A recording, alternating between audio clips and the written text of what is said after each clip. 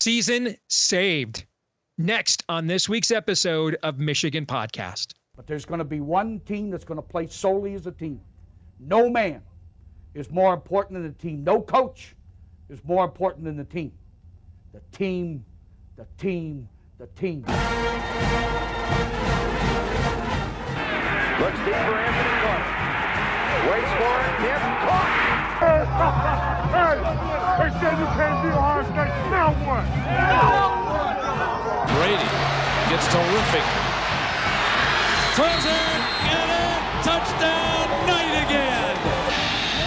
Schultz just before Brazil got him, and a leaping interception by Woodson. Harbaugh back to throw over the middle, caught by Collier at the 5 on his feet, touchdown Michigan. On its way. It's good. He's 5'7", 179 pounds, a junior at Michigan. But Jamie Morris packs a wallop, and he delivers for Bo Schembechler. And here's your first play. Pressure coming. Sack. It is Glenn Steele, number 81, who fought his way through the traffic. Option. And Robinson calls his own number, and he's going to score. Oh, an easy touchdown for Robinson and Michigan.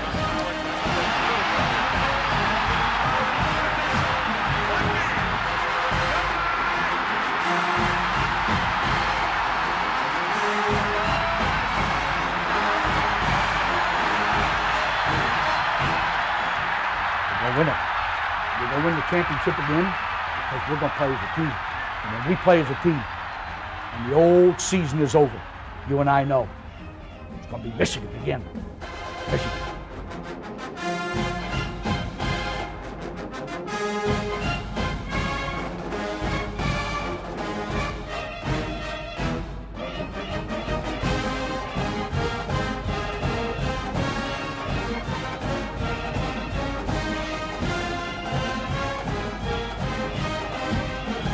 Go Blue, I'm Steve Deace, and welcome to this week's episode of Michigan Podcast. And yes, it is not hyperbole at all. Michigan saved its season. That doesn't mean it is saved for good, but it does mean it is saved for now. As the Wolverines pull out a gut check win over USC. And by the way, the Trojans, they're not soft. I mean, they came back after they were getting pummeled as a kind of a welcome to the Big Ten here. You know, SoCal, and they came back and punched us in the mouth right back. And we're in this all the way to the end. Miller Moss just kept getting back up over and over again. He was either knocked down, pressured, or sacked on over 40% of his dropbacks, and he dropped back 51 times. That is an afternoon. And yet he got back up and he kept coming, man. So hats off to USC. They absolutely brought it as well. But this was the game that Michigan had to have. And the Wolverines did. Now, they did it in a bit of an unconventional way, I guess. Although, guys, did you not watch? Some of you, I think, just started watching Michigan football like 3 years ago. No, that can't even be true, because then you wouldn't be shocked by this. But, guys, it is not abnormal for Michigan to have, and not even attempt to have, virtually any passing game at all and still win a very big game. Remember Cade McNamara against Washington in 2021, and that was supposed to be that year's big non-conference game. Now, we didn't know yet that Washington was going to suck, but that was kind of the game that launched Michigan's season, was winning that game. Well, Cade McNamara threw for 40 yards in that game. Michigan ran for over 300 yards. Michigan has now run for over 600 yards the last two games. Kalel Mullings out there looking like Leroy Horde in the 89 Rose Bowl, the last son of Krypton kind of stuff. Just tearing guys up, and they're bouncing off of him like he's Earl frickin' Campbell in a flyaway jersey. And one of the most surreal 2-minute drills of all time, where your tailback carried for, what was it, 74 of the 83 yards. So doesn't matter. As the late, great Al Davis once said, just win, baby. And this is one Michigan had to have. I want to give credit to the coaches on both sides. Essentially, Michigan did offensively everything we suggested on this show. Alex Orji should be the starter. There should be a run-focused offense. Kalel Mullings should be the bell cow. They made all those moves, and it paid off. Now, I agree, and I'm sure we'll get into more of this with Mark Rogers here in the next segment, all right? Because as John U. Bacon says, Michigan fans ain't happy unless they unhappy, all right? Like the amount of you that are like just never have watched Michigan football before and were shocked we didn't throw for 300 yards blows my mind. Okay, we often didn't throw for 200 yards, and that's even we had the top 10 pick in a draft at quarterback.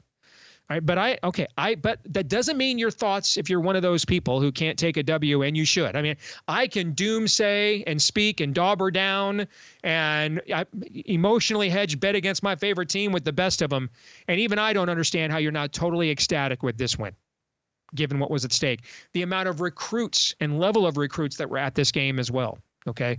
This was just Michigan had to have it, and they got it, all right?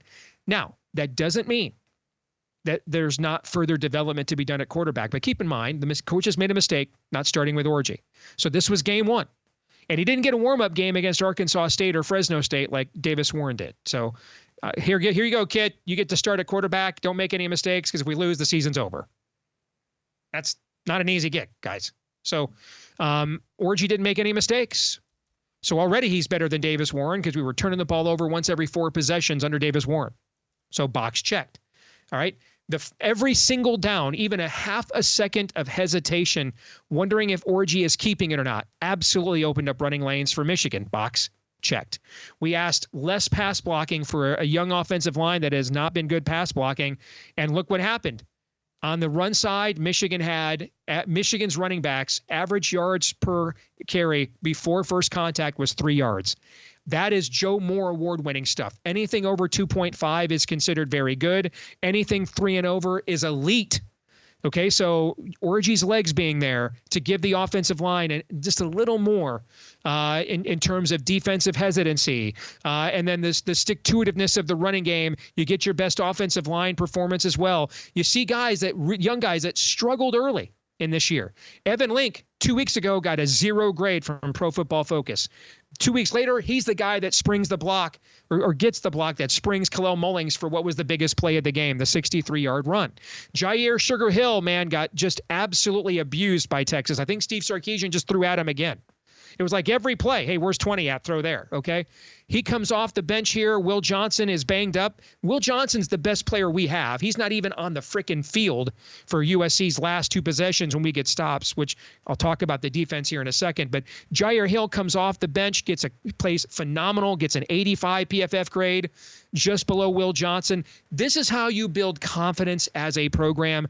I don't know, man. I watched this win a lot of games most of my childhood, and we watched this win a lot of games under Jimmy Harbaugh with quarterback play that wasn't much different than what we just saw. Now, the difference between those teams and what we did last year is the quarterback we had a year ago, okay? We don't have that player right now. But what we do need to do is develop more of a passing game. And this is the week to do it. Doesn't mean I'd be throwing 20 times. I would not. I'm pretty confident if Alex Orji throws the ball 20 times, we lost. All right? But I think the same pass ratio, Anthony Broom over at the Wolverine has a great analysis out today. I agree with it wholeheartedly. I think the same rush pass ratio will work, provided that those passes are more effective. So this week it is what 2, 3, 4 pass plays do we think that Orji can execute in the offense that will keep defenses somewhat honest that he's a threat. Run those. Next week you go on the road to Washington. Find 2 or 3 more. Run those. Then you got to bye.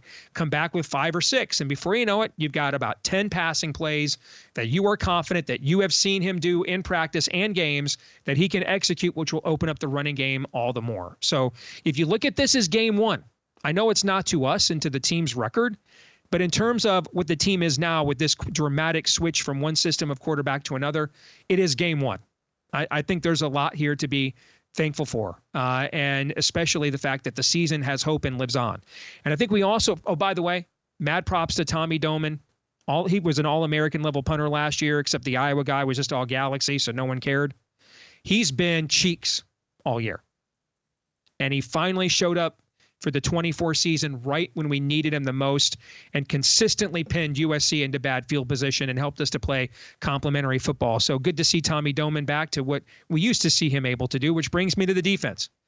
And, you know, you saw Wink. The old dog can learn some new tricks. He learned some things from what Sark did to him 2 weeks ago when Lincoln Riley runs a lot of the similar kind of an offense, similar kind of an approach to the game. And you could see right away that Lincoln Riley tried to get out into into space and on the flats and stretch our defense out of space and get some poor fits horizontally, which Texas exploited. Those weren't there at this time.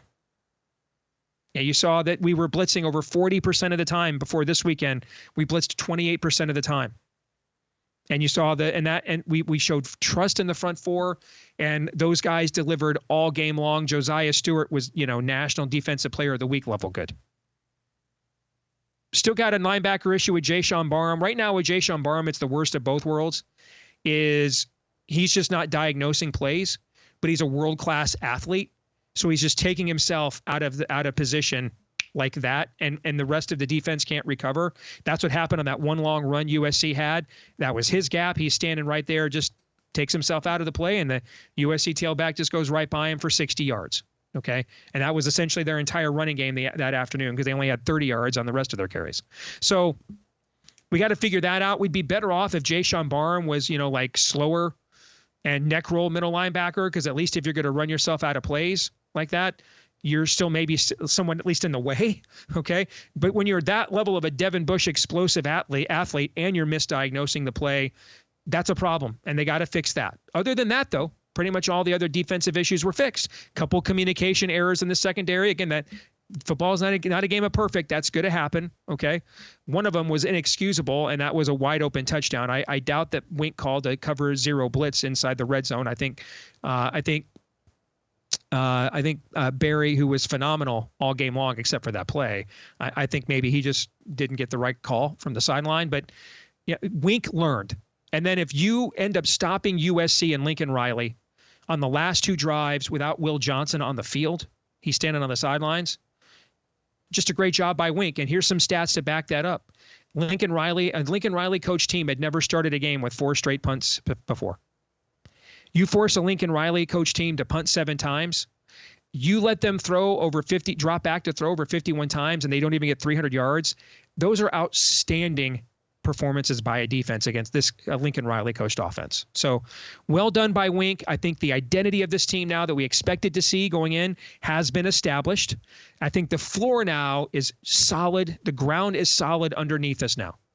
But for us to reach the ceiling of getting into the playoffs for a 4th straight year, that is where that development of the quarterback position and what throws can Orji make with confidence that the coaches will be confident to let him try to make. That will determine what the ceiling is from here. We'll talk about that and more with Mark Rogers here next.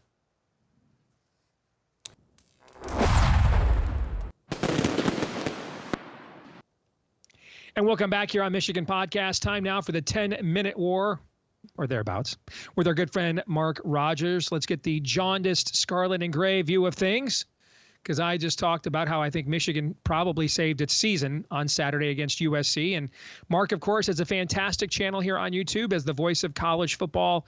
So many great correspondents and stringers covering the sport all over the country. So much great information there. And Mark's game week picks are usually pretty good as well, year after year. So Mark, good to see you again, brother. How are you? Doing well, Steve. Got a program here that I've already slammed on a regular basis for years and years and years for claiming national championships before the forward pass was legal. And now they're taking us back 100 years. We didn't play football before the forward pass. That didn't happen. Those years don't count. Play under the current rules. Okay. Right. And played rugby, basically. I think they couldn't have anything to do with the fact that we were great and Ohio State was not during that period of time. Could it? I'm sure it's no. It's an objective analysis. Completely inconsequential to your analysis. But let's get to your analysis of this game. By hook or by crook, doesn't matter how it gets done. I do think a lot of Michigan fans don't watch a lot of other college football, because the reality is most of college football is teams quarterbacked by guys closer to Alex Orji than J.J. McCarthy. All right, about 80% of college football is guys who are just jags. And especially if they are somewhat athletic, they can make a play with their feet, and they're still developing as a passer. Another 10% is what Davis Warren and Deacon Hill were, zeros. And then the other 10% are actual real difference makers, guys that are elevators to their program that make the guys around them better. Here's the thing that Orji didn't do. Didn't make any catastrophic mistakes. Prior to Orji being the starter, Michigan was averaging a turnover 1 every 4 possessions, Mark. That's not good. Okay. And it's hard to play complementary football and play to your defense when you're turning it over like that. And then Khalil Mullings went out there and looked like the last son of Krypton, just running like Leroy Horde in the '89 Rose Bowl. So I've watched this game before. I don't really know what some of these Michigan fans are complaining about unless they were all born like in the year 2015. Okay. Because I pretty much watched Michigan win year after year after year, playing a lot of games looking like this under Bo Schembechler and Lloyd Carr. Gary Moeller tried to modernize the offense a little bit and was on his way to doing that. And, he got into some trouble off the field. But this is, kind of been Michigan football. We're 7-0 now since 2014 when we throw for less than 100 yards, by the way. So your thoughts, Mark? Steve, we'll start on the side of the ball that everybody wants to hear about, and that concerns Alex Orji. I was interested in hearing that Gary Danielson actually said in watching Alex Orji's throwing motion that there's nothing wrong with it. I don't necessarily know if that's the case, but he knows a lot more about throwing the football at that level and beyond than I do. But do we know that Alex Orji can throw the ball beyond the line of scrimmage? That's just, again, I don't know what this is going to look like down the road. I do believe that this was the way to approach this game, and Sharon Moore proved out to be correct. For as critical as I've been about his handling of the quarterback situation, this was the way to approach this game, and it's going to have to be the way to approach the rest of the season while you continue to develop Alex Orji in practice and then give him a little bit more and a little bit more and a little bit more. What my concern would be as a Michigan fan is that they could take this against Oregon at home. They could duplicate this against Ohio State. And I'm not saying that this is the best game plan or this is the optimum situation. Of course, it's not to be balanced on offense, but this is the best way to approach those teams. However, this may also bring the pack closer to Michigan, meaning the Illinois game in particular. Wow, that team looked good against Nebraska. But even the lower echelon of the Big Ten, I'm not expecting Minnesota to challenge Michigan this Saturday because that's a bad football team. But, man, the spread is 8.5 or 9 points. I think much of that has to do with Michigan is going to bring everybody else closer to a phone booth kind of game. And when you play those kind of games, there is the chance that if you make a mistake, Michigan makes a mistake, that they could bring, a game that they should blow out from a talent perspective back into play. I think that's an excellent point. I mean, we saw this in the Lloyd Carr era. We saw this with Lloyd Ball, where they go and figure out how to lose to Jim Coletto at Purdue, and that you really had to figure that out. Like you had to search out, how do I lose to Jim Coletto? Like you had to Google it, and then you had to go into page 47 to get the answer, because the first few results yielded nothing, right? And then to go out and actually accomplish that by let's run our nose guard on 1st and goal for reasons, okay? So they would do that and then turn around as a 17-point underdog and beat number 2 Ohio State on the road, But the reality is that's the kind of team we have this year.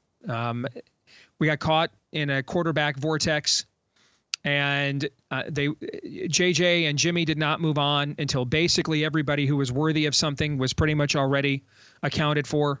And then you bring in maybe guys that might be better than what you have now, but are they that much better that it's worth disrupting a locker room? Culture is a big thing at Michigan. When Michigan is successful, culture is a big thing. There was a culture established here for 30 years, from Bo to Mo to Lloyd. It took Jimmy, over 5 years to reestablish that culture. And so Michigan is always going to be a program when it's going well that it's maybe not always going to take the most talented guy and recruit off the list. As much as, hey, is this low 4-star going to fit more into our culture than this top 150 guy? And hey, if the top 150 guy fits in our culture, great. But they're going to make those kinds of personnel decisions. That's the culture of our program. And somebody who follows this pretty closely, there really weren't a lot of guys in the transfer portal after about January 10th or so that I can demonstrably say right now you could have inserted into this culture and they would have been dramatic upgrades over what we currently have. Maybe there were, but you're taking that reverb risk as well when you put somebody, and you already had so many new faces, the new strength and conditioning coach and everything else. And I think we're just going to have to ride with this. I think that people need to recognize that this was game one of this season now. And I understand you have PTSD because you watched what happened with the previous 3 weeks, and that did say Michigan on it. But this is a totally different team running a totally different style of offense now. And it was game one. And I think that, this shouldn't have been game one. I told you last week, I thought Orji should have started last week so you could have got him ready for this week. Okay. And I can understand. I mean, Warren's confidence is already shot, Mark. If they go out there on that last drive and lose because Orji can't convert a 4th and 5 or throws an interception, what's his confidence for the rest of the year, right? I thought it was the right move. You're a program built on your offensive line. Offensive line at Michigan is what the receiver position is at Ohio State. Okay. And that's what the program's all about. It's rushed for about 600 yards the last 2 weeks. I wouldn't change. This is not much different. I mean, Michigan in 2022 with JJ still ran the ball 58% of the time. Okay. This is going to be a 60-40 offense regardless. What I think needs to happen is they need to figure out what he can do. It's not about throwing more than 12 times. It's about figuring out the 4 or 5 pass plays he can execute so that he can be at least a threat as we move down the line. That's what it's about. It is not about frequency. It's about what 4, 5, 6 plays. In Cade's year, we basically, until we played Michigan State secondary that was terrible that year, Cade was throwing to Blake Corum and Donovan Edwards out of the backfield, dumping it off. We had a tight end delay play that worked really well, a lot for big plays, and flea flickers. There were about 5 pass plays that Cade was throwing most of that year too. And they got to figure out what are those 5 pass plays and routes that Orji can execute that make throwing a threat, so that you don't see what you saw in the second half when essentially USC just went, like Tecmo Bowl bare front the entire rest of the game. Okay. Like all 11 guys in the box. That you can't have. Okay. But they can figure that out. I'm sure. I'm confident in that. So, Steve, I'm right there with you based on where they stand right now. I was saying the same thing. Develop Orji, figure out what he can do, limit it to 4 or 5 pass plays. Maybe in a best case scenario, he's, Jalen Milroe at the end of the year. I don't think that's going to happen, but it possibly could. He's got the arm strength. Okay. I want to take us back to one point that you made and then also ask you a question. So you are telling me, now I agree with you that there would be a culture consideration in going into the transfer portal for a quarterback if they were going to develop the quarterback at a reasonable rate this past offseason. I would have said, yeah, if I'm running the show, I'm going to make a consideration against going to the portal because I don't want to mess up what we have.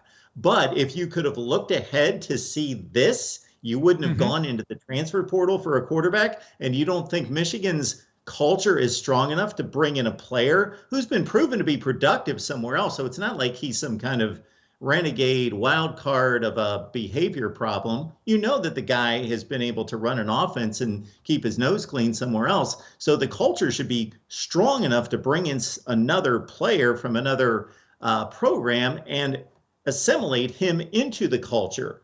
Correct? Who? Tell me who it was. Who was it though? Will Rogers. He was already at Washington at this point. He committed. Okay. He committed before the national championship game. Decommitted and then recommitted again. Okay. But he was already, he had already committed to Washington by that point. Sure. Here's the other thing though. I actually think this style of offense is better with the makeup of this team because the other factor we have is, have you watched us in pass pro? Okay. So, and this has been true, in this era, this is, you see this in the NFL now where Jimmy has taken Justin Herbert and he's just not even a viable fantasy football quarterback anymore. Okay. And same thing is true here. And when you watch our routes in Jimmy's offense from the all 22, it's not like yours at all. These are laborious route trees. These are not quick openers. These take time. Routes take time to develop, things of that nature. I really think Davis Warren failing is a mixed blessing because this is what we should have been doing all along, is something like this. We were always going to have to make shift this year and play to the running game. And I think that a young coaching staff took over. We have a 28-year-old offensive line coach, a 39-year-old head coach. Our offensive coordinator is even younger than that. And previously, his only other gig was Old Dominion. I think a lot of young guys wanted to show, yeah, we could modernize Michigan, and we'll get there. I'm confident they'll bring us there. But they wanted to do too much of it, I think, too fast. I think with what we have this year, this is the style of football we should have been organizing around and figuring out from the very beginning. And I also think, frankly, the players really like Alex Orji. Well, Steve, on that final drive, they had about 88 yards to go in about 2:45, correct? Yeah. Yep. Now, if Khalil Mullings doesn't throw the cape on, they don't win that game, of course. I was even impressed once they got to That's true in every 2-minute drive, Mark. I mean, if Joe Montana doesn't thread a needle to John Taylor, they don't win a Super Bowl. I think people that's not untrue in every 2-minute drive. I think we're just accustomed to it looking a certain way. But that's true in every 2-minute drive at the end of a game. If your best player isn't your best player on the final drive, you're going to lose. All right. I mean, Mark, that's true whether it's your tailback, whether not, that's what's unconventional is it being your tailback. OK, but that's true in any 2-minute situation. It's just Michigan did it differently than throwing the ball up in the air to a receiver and telling him to go moss somebody. Counting on a 65-yard run against a decent defense, that was great. That's phenomenal. That's what transpired. That's what happened. It proved me wrong because I have to admit, I was sitting there thinking they can't go 90 yards in 2.5 minutes running the football. Oh, you weren't the only one thinking that. I'm throwing Davis Warren. I'm throwing somebody. If Jack Tuttle was ready, I'd throw him in because he just has a less propensity to throw it to the other team. But if you're not going to pick up first downs and move the ball and score the touchdown to win the game, obviously, had it been a field goal situation, maybe they might keep Orji in. But I put the passer in needing the full 90 yards to score the touchdown. And if you throw an interception, if you throw a pick, the game's over anyway. If you can't convert first downs, I'm putting the quarterback in. I know it worked out this time, but relying on a 65-yard running play. Oh, you'd have lost this team. If you put Davis Warren in and he can't deliver, you've lost the team. And you're probably going Rich Rod year one. And I'm dead serious about that. You got a second loss before we get to October. You got a bunch of veteran players that are, have already turned down massive offers to other schools to stay here and get paid less, that have NFL futures. You put Davis Warren in that game, in that situation, and he goes out there and chokes that away, you have lost the team. I think they actually handled it right, and not just because of the result, which was, hey, you said to the players, you could just tell that this is the guy they wanted. That's the hardest they've played all year. And so, hey, this is the guy you wanted. Okay, this is what we're limited to. So I heard you. All right, you better go deliver. And they did. I mean, Michigan, not to be, I think it's being completely overlooked. Michigan got USC to shut down and have to punt to get the ball back, and then stopped them on the last drive without Will Johnson on the field. He didn't play in either of those two drives. Okay, so you're with. By the way, Will Johnson, he's Michigan's leading touchdown receiver. He doesn't have a reception because he's returned 2 interceptions for touchdowns. Okay, so you take him off the field. He's the best overall football player on the field. Period. And I think there's a lot to come out of this game. Jair Hill, who really struggled the first few weeks, former high-profile recruit, was phenomenal when he came into the game at the end when Will was hurt and made a couple of key PBUs. Evan Link still isn't much better of a pass protector than you and I are, but he's the one that throws that block at the end out there on that springs Khalil for the big run. I mean, I think there's a lot of big confidence boosters here. And it's like people haven't watched the last 3 years of Michigan football to believe that this is just a quarterback-centric offense. We had no idea J.J. McCarthy could do what he did until we got down by 10-3 to Ohio State on the road. If everybody go back to that game in 2022. We tried to play Blake Corum with that knee, remember. That's how we started. We started by trying to play Blake Corum with that knee and trying to run him like we did the previous 11 weeks, and he couldn't go. All right. Then we tried running other guys. They weren't getting anywhere. Right. And we just started chucking and ducking with JJ because there was no other alternative. And that was J.J. McCarthy's 10th start as a college football player. And he had already played meaningful snaps the week before. So that's just not our culture. And it's just not what Michigan football has really ever been about, for better or for worse. And I think not putting this on the quarterback and allowing the rest of the team to show that this is what they believe in, I think that was the right coaching move, because I think it also established a certain identity for Michigan that they did not have after the first 3 games of the season. Well, it turned out to be the way to play the game. And again, I agreed with the approach at the outset, but I would have done something different at the conclusion of the game. But it worked out. They made it happen. I think USC was the better team from about early second quarter until the final drive of the game. But it doesn't matter, because Michigan made like 4 huge plays that wiped out everything positive USC did. So moving forward, you're catching Minnesota, which is in a very desperate situation after losing to Iowa. That was basically the same game we played. I mean, Cade McNamara had 11 completions for 60 yards. Okay, and Minnesota stacked the box. Caleb Johnson has faced more stacked boxes than any running back in the country. He's averaging like 9 yards a carry or something against stacked boxes. Just ran all over Minnesota. So the good news for Michigan is, we're going to play the exact same way that Minnesota just lost last week.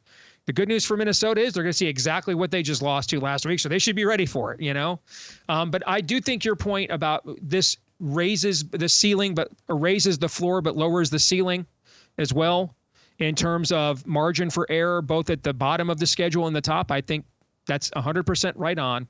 What I think you'll see this week, Mark, is there'll be 3 or 4 pass plays that they didn't show last week that they worked on this week, and I think they'll do one or 2 of them early just to show that Orji is a bit of a threat. And then I think against Washington next week, there'll be 3 or 4 more. Then they'll have a bye, and my guess is coming out of the bye, there'll be 5 or 6 more. My guess is they'll do this piecemeal by piecemeal by piecemeal by piecemeal, and it'll be what is he comfortable with? And then also, though, what deceptively throws people off from what we do in the running game. It'll be what feeds off of that as well. Okay. So that people think that they're seeing a certain look and they know what we're going to run, and we run something completely counter off of the same exact look, is what I'm saying. Your thoughts? Yeah, well, that's the way to play smart offensive football, is to set up the defense for something later in the game using similar formations and looks. Now, if they're able to accomplish what you just laid out for Alex Orji, and by the end of this season, when it's Oregon, Ohio State, anybody else that's a threat, of course, the trip, I think it's a road game with Illinois, then this is a championship contender in the Big Ten. It really is, because everything else, we saw the defensive line, just the pass rush in this game. And USC's got they've got a capable, decent offensive line, especially in pass pro. And that defensive front was devastating against Miller Moss. Obviously, just threw him around all day and made life miserable on him. And the offensive line was exceptional, of course. And so, yeah, this is a championship contender if they have some semblance. I can't imagine that they can throw out this same exact game plan with the ineptitude of the pass game and beat Oregon and Ohio State. Of course, Alex Orji's not going to be going 35 for 45 in those games, but 60 to 80 yards of effective passing in the right spots. So your formula, I think, makes sense, and that's something that can be accomplished, especially with the defense playing much better and the offensive line at this point playing better than they did last year at this point. Well, let's before we let you go, let's talk some of that defense, because Wink Martindale got lit up by Joel Klatt last week, pointing out his blitz rate compared to Jesse Minters. Well, obviously he listened. Okay, we were averaging over 40% blitz rate going into this game. I think that we only blitzed 28% of the time in this game. You talked about Michigan's front 4. In this game against USC, Miller Moss was either hit, pressured, or sacked on 40% of his dropbacks. And when you consider he dropped back more than 50 times, that is a lot. That's a lot of mileage to be putting on your quarterback. And by the way, props to that kid, man. He was not California cool or soft at all. He was tough as nails, man, and he still dropped a few dimes throughout the course of that game as well. But a couple things about Wink, and I was critical of the way we played too. But credit to him, and credit to the coaches in general for being flexible and adjusting and being humble and not saying, no, we know more than what your eyes can see. So Wink with more of a Mike McDonald, Jesse Minter approach, let the front four do the work, and that worked. This is the first time ever, Mark, that a Lincoln Riley coach team had to punt on its first 4 possessions. That had never happened before. If you hold Lincoln Riley to less than 30 points, you make him punt 7 times, and you make a USC quarterback throw over 50 times, and he's still under 300 yards. Brother, that's a hell of a defensive effort, man. Okay, that's just too good of a scheme. Even USC at better than average has too good of athletes in space that you're going to just absolutely lock that down. Okay, so if you're making USC punt 7 times, drop back more than 50 times, and they're still under 300 yards, and you have a 40% havoc rate in your pass rush, phenomenal. And I think we also have to give Wink credit for this. He hasn't been a college coordinator for decades. And in his first 4 games here, he's already had to face Sarkisian and Lincoln Riley, who could very well be the 2 best offensive minds in the entire sport. Okay.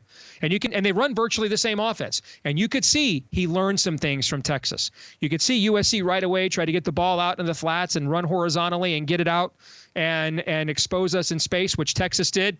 And you could see that we were much more prepared for that than we were the last time around. So I think Wink Martindale deserves a lot of credit here as well. There's clearly still some communication issues. I mean, I can't believe Wink is calling a cover 0 blitz in the red zone. So that tells me Zeke Berry got the wrong call, and that was their that was the tie, or one of their touchdowns there. And so there's some communication issues there that they need to iron out still. But that was a phenomenal defensive performance, man. Yeah, a coach is not going to stick around in the NFL for as long as Wink Martindale. And I think I made this point last week going into the game, and I might be the one of the 2 people sitting here who actually picked Michigan to win this game outright. Yeah, I did not know. Is that, those guys are smart at the next level. And it's not surprising me one way or the other that he's figuring things out, and it's taken him a little bit of time, just 3 or 4 weeks. But we talked about this USC offense, not in regards to personnel and certainly not the offensive line, but being a facsimile of USC. And if he's able to increase, and the number that you brought up was one that I've been touting all week, 283 yards passing on 51 pass attempts. That's a successful defensive showing. And just, if you beat up a quarterback like that, and most will not be still staring at that pass rush late in the 4th quarter, as well as Miller Moss did. So the resiliency of him and USC in general, they were not physically quite up to it, but they gave it their best effort. So Michigan beat a really good football team and a talented football team, not quite up to where Lincoln Riley wants this eventually to land in terms of personnel top to bottom, but still a heck of a football team. So this is a possible landmark win for this program because of, as you mentioned last week, you said, hey, this is going to make or break the season. We're going to find out so much more about this team. And if they can rein in some semblance of a passing game based on your formula, which is very similar to what I thought too, you've got to just add to the passing game little by little each week, then this team could still win a Big Ten championship. Nobody wants to play this crew, that's for sure. They're going to be in for a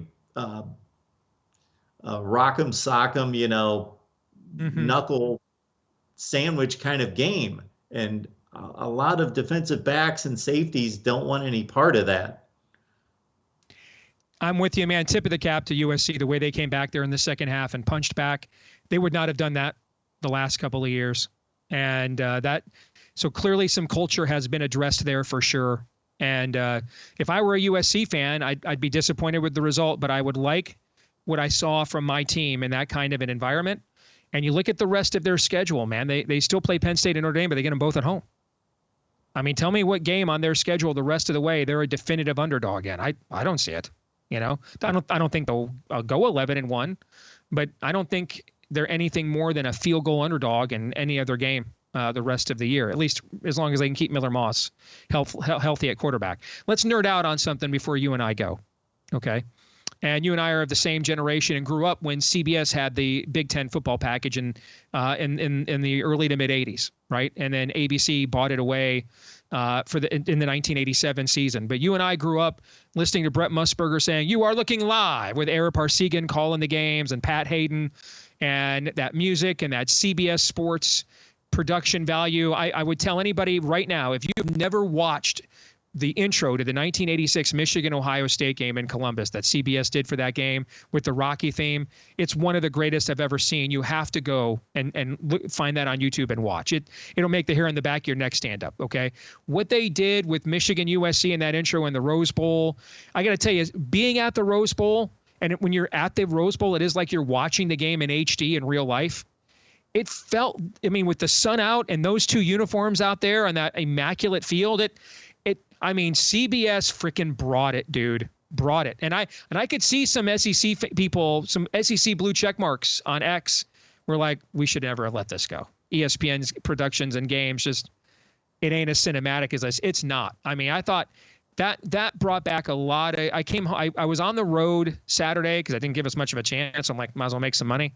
All right. And then I came home Sunday night and watched the presentation, and I was just like, dude, CBS freaking brought that, man. They went whole hog on that thing and just blew it up even bigger than it already was. So your thoughts on that and kind of a call back to our childhoods a little bit. Well put.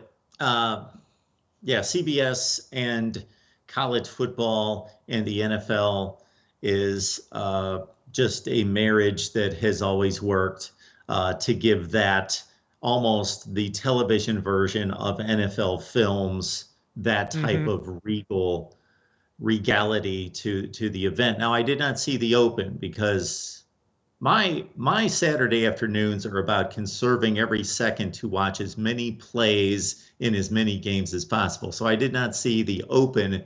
It's online. Go look for it. It's in the CBS Sports Twitter feed. You need to go look for it. It's really good. Yeah.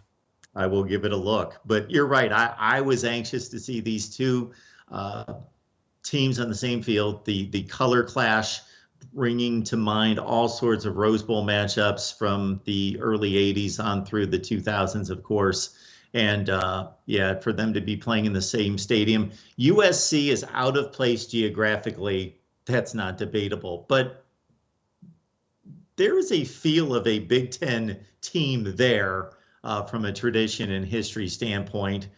So the Big Ten did not just grab brands. There was some continuity that maybe they either lucked into because it just happened to be that way, or they actually gave thought to in bringing these brands into the league. But yes, USC and Michigan, in terms of a helmet game, sure, I've got my preference going another direction, but that's as good as it gets. And yes, CBS doing the game, Gary Danielson, maybe he's not quite at his peak, not quite at his prime, a little bit past, but hey, if it's Dick Enberg, if it's Kurt Gowdy, if it's fill in the blank, Brent, then yeah, I'll take them past their prime because it's still an excellent team between those two, the production. And yeah, ESPN, exceptional what they've done through the years. And of course, they give it the very best, and they produce more sports than anyone. But there's just something about, for guys our age, to see those traditional network labels, and especially CBS on that game, that gives it that extra credibility. No doubt. And, the way the TV contract with the Big Ten works, every network gets a certain amount of preseason picks in order, and Fox gets the number one pick. And then after that, this is the TV guy. Then each week they have a draft, who gets what. This was CBS Sports' preseason pick, was this game. This after Fox took Michigan and Ohio State, this was CBS's pick, was this game. They wanted USC's first game in the Big Ten, and it just so happened to be against Michigan. And man, they absolutely brought it. They did a hella job with that production. Helps when you win it too in that setting, man. But it was the stuff of NFL films, as you said. All right, good stuff, Mark. Good to see you again, man, and we'll do it again next week. All right. Appreciate it, Steve. Good to see you. You bet. This week's X poll results, we asked you for your thoughts after Michigan's upset of USC to win its 23rd straight Big Ten game, 26th, by the way, if you count the Big Ten championship games. 81% of you said, whew. 20% of you said, we're back, baby. Which brings me to my feedback of the week.